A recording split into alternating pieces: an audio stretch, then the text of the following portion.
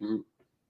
Ce qui est quand même, une fois que tu as pété la barre psychologique du 200, on dirait que tu as 100 livres de lousse avant de peser sur le piton panique, mais à 300, là, tu es comme: «OK, là, je l'ai Ouais. ça va pas bien, là». Tu sais, mon premier enfant, ma fille, on l'a eu en pandémie.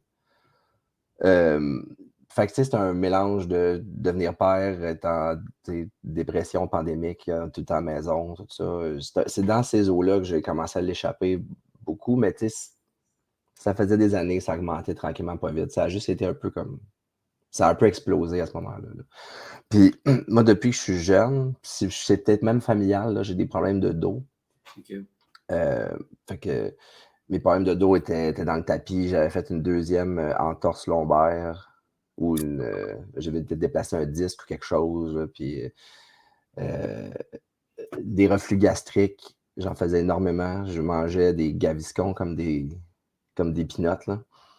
Puis, mine de rien, au début, tu t'en rends pas compte, tu sais, tes enfants sont petits, ils marchent à 4 pattes, ils commencent à courir. Là, ma fille, elle court en tas, là, puis elle fait de la trottinette, puis elle file comme le vent, là. Puis là, j'étais plus capable j'étais pas capable de tenir, de tenir le rythme.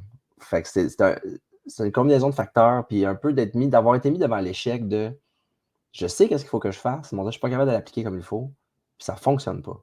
Déjà, j'ai besoin de quelque chose. Faut que je fasse quelque chose. Je savais pas quoi à ce moment-là, mais mon cerveau était prêt à dire: «Il faut que je trouve une affaire à faire.